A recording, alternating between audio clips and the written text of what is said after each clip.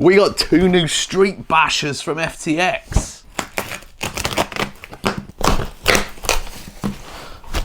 By the power of Grayskull.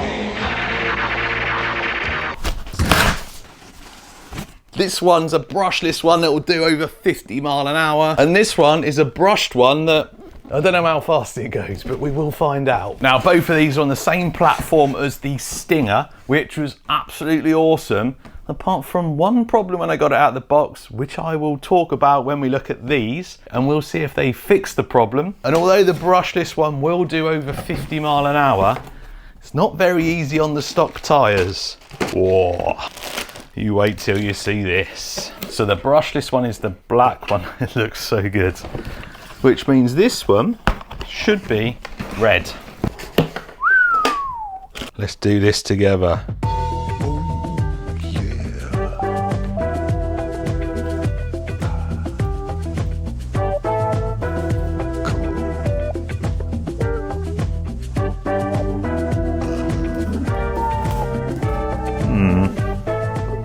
I wonder if that will clean off. I've had a black RC car before that's ended up looking a little bit marked on the paint, like some residue.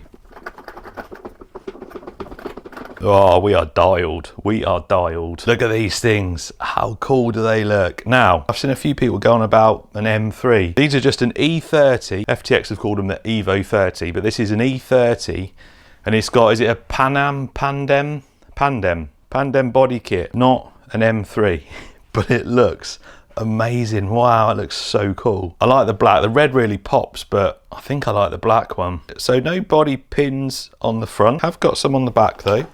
I'm hoping it just lifts off and slides out the front.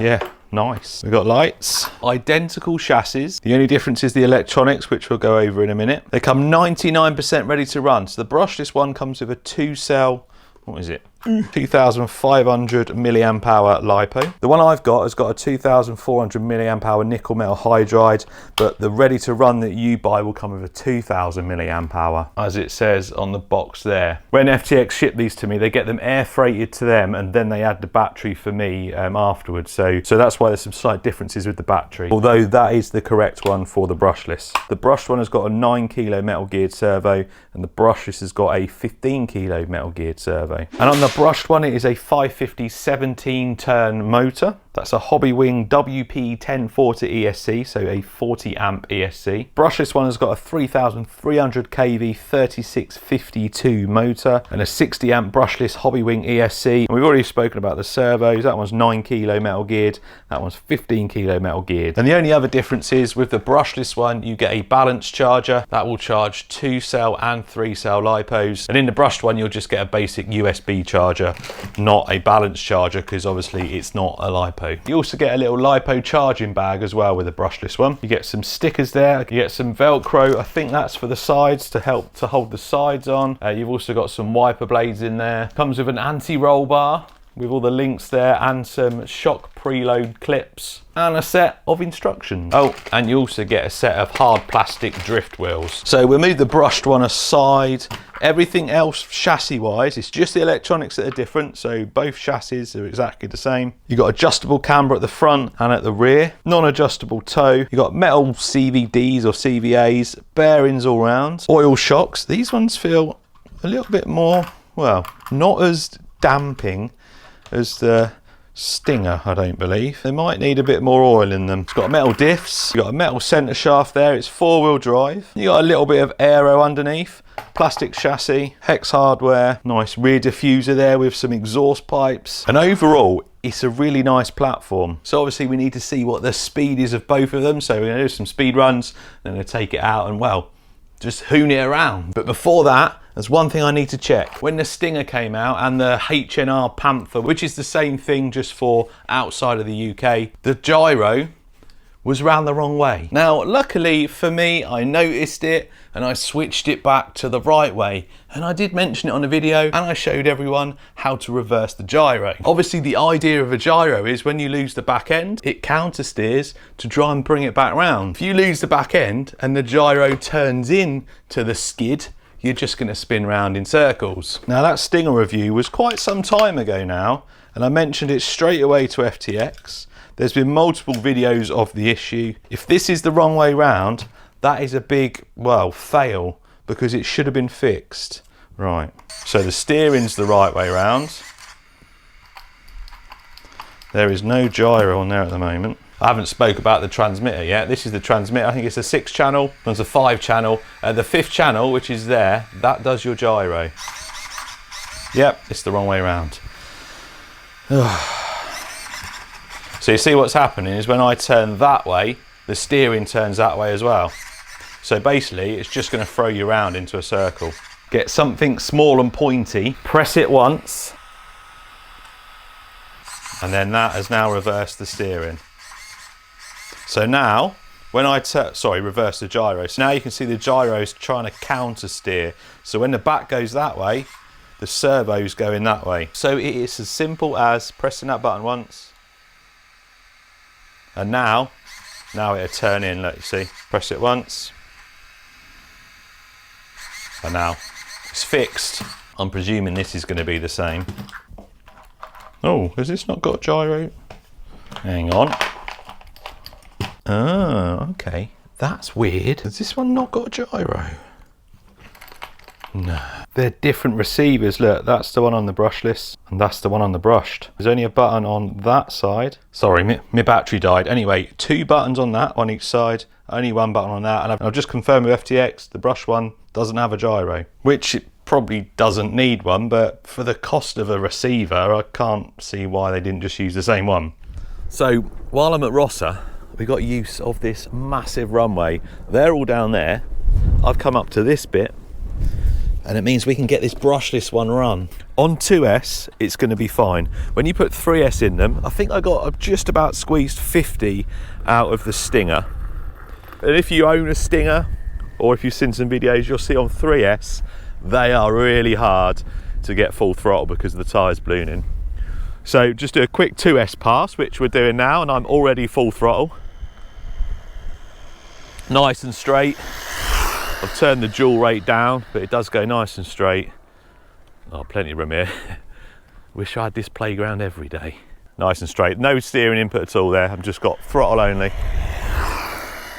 I don't know how to get the lights on. I've not got that far in the video yet. This is a little bit earlier than... I've not done much of the video yet, but because I was coming here this weekend, it made sense to bring the brushless one. I don't need to bring the brushed one. I'll speed on that in a minute. 34 mile an hour, straight out of the box, on the stock battery. 34 mile an hour is good for 2S. And that's why it's a problem on 3, because it's so fast on 2. Right then, 3S. So a lot of people might struggle because their dual rate, so the rate the steering turns is way up. That's full throttle, full throttle. Straight again, straight as an arrow.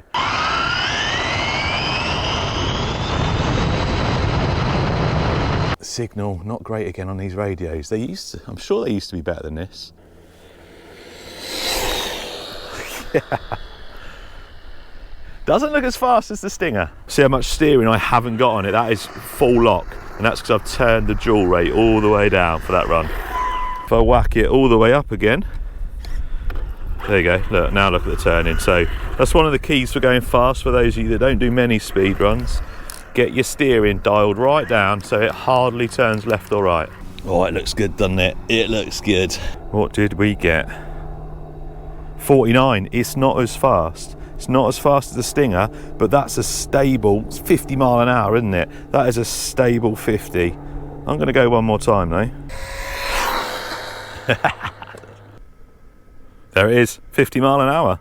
A stable 50 mile an hour. That is a great photo opportunity right there. I'm not going to try and slide on this surface, it's a bit grippy, but...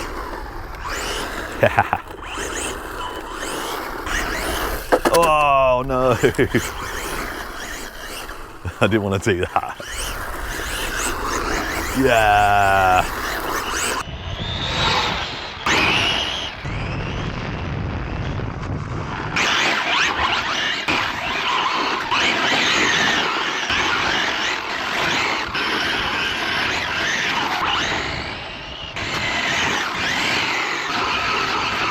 So we've seen what the brushless one can do. The good news is The brushed one slides on this surface really well. Right, anyway, don't think we need much space. Look at the last speed it was on my GPS. We don't need much space for this one. Let's full throttle straight away.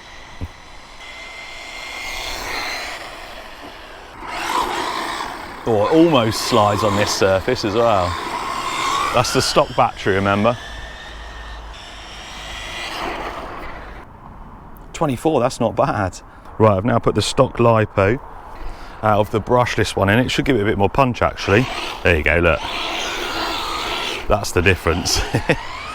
Sometimes doesn't mean more top speed, though.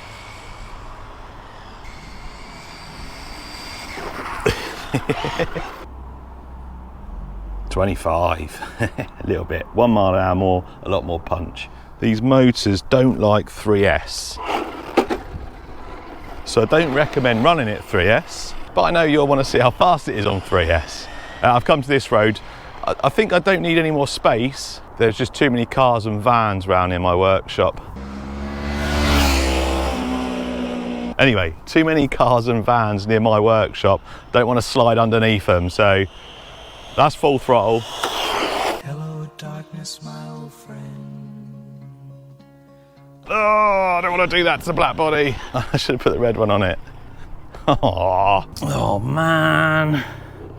Oh, I can't believe I did that. I didn't really think about it traction rolling. And that was 3S. I didn't turn the dual rate down. 35 mile an hour. I don't know whether I was at full throttle then. Full throttle. There we go.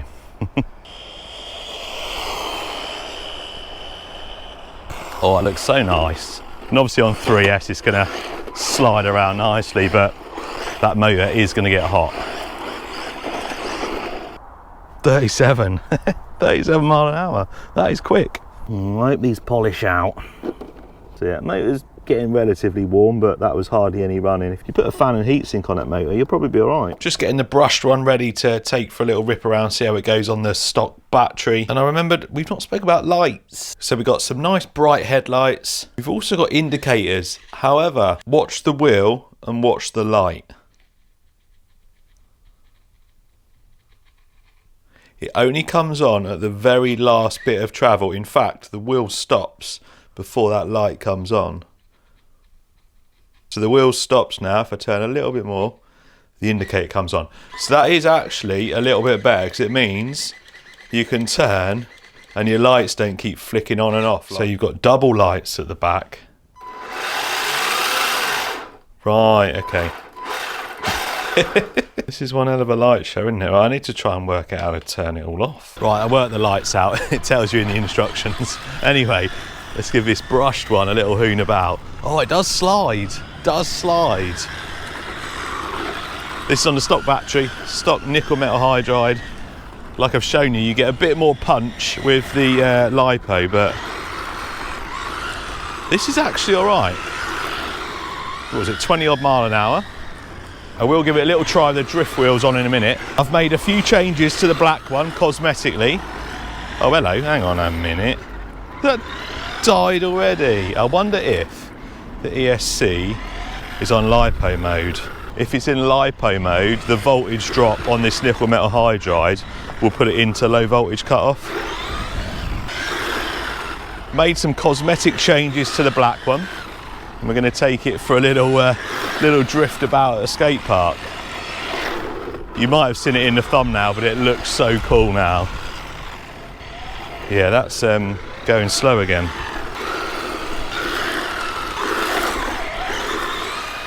So, as I suspected, you see these little tabs here, 2 little tabs. Those tabs go in there, and in that orientation, we've got reverse enabled and it's in LiPo mode. We switch it over to that configuration, it's in nickel metal hydride mode. Now I don't want to get too technical and I will feed this back to FTX, but basically if you've got it in LiPo mode and you're running a nickel metal hydride, because the voltage drop on these batteries is quite big compared to a LiPo. The voltage on a nickel metal hydride starts, I said I don't want to get too technical, but the easiest way to describe it, a nickel metal hydride will do that, a LiPo will kind of do that. It's a little bit more technical than that. So what's happening is the battery that's in it, because the voltage is dropping quite quickly off like that, the ESC's thinking that it's gone into low voltage, which would be about there on a LiPo. Once a LiPo goes below a certain voltage, you can't balance it. It's quite dangerous for lithium batteries to go below a certain point. It's not so much of a nickel metal hydride, and they drop off drastically. So that should be in that position out of the box with that battery, and it wouldn't have cut out and gone slow. How cool does this look with new wheels and tinted windows? These things look so cool sliding around a skate park.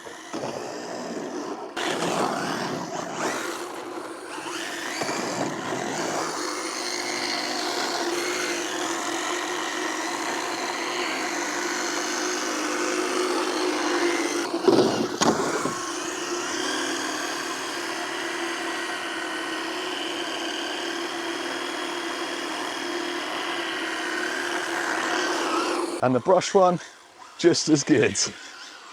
And on this kind of surface, that gyro makes no difference whatsoever.